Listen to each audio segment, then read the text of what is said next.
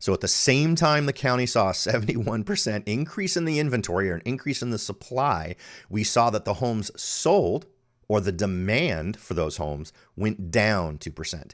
So 1,174 homes last year, 1,156 homes this year. San Jose, same exact percentage, down 2%, 578 homes last year, 564 homes this year. Even if this had been plus 2%, which it was last month, this would still be an alarm to people, right? When you see huge increases in inventory and either mild or, in this case, negative growth in the total number of homes sold, that should be a big alarm bell. People should be hearing that and be concerned. Now, it's interesting because, as is a occupational hazard, I frequently talk with other agents who just don't grok this at all. I went to an open house last weekend, and the comment, it was in San Jose, and the comment that was made by the agent holding the listing was, wow, inventory is really tight. And they were talking to a couple that were walking through the house. And I went over and I said, so what makes you say that inventory is tight? And he goes, oh, well, there's hardly anything on the market. And I said, you mean like in this neighborhood? Because I happen to know that there were like 8 other homes in that market that were currently listed and for sale, 3 of them having open houses the same weekend.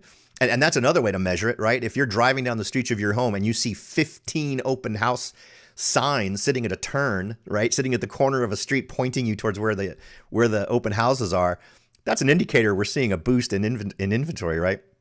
And I just happened, at the time that I did it, I had done the data for April, I think literally just 2 or 3 days before.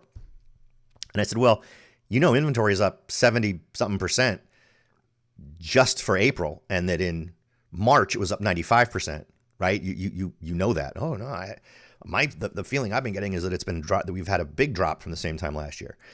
So I don't know if that's a willful sharing of really bad information, or if that person really just doesn't pay enough attention to their own market that they don't know that. But I was a little bit shocked. So anyway, so yeah, those are the numbers for San Jose and Santa Clara County overall, and super indicative of what I think the trend is as we move forward.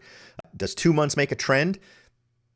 Not completely. But 2 months sure does show that we're heading in a certain direction. So we'll see what happens in the month of May and what our May numbers end up being. But I would bet on this being an indicator of what we're going to see, particularly in the context of last month's numbers.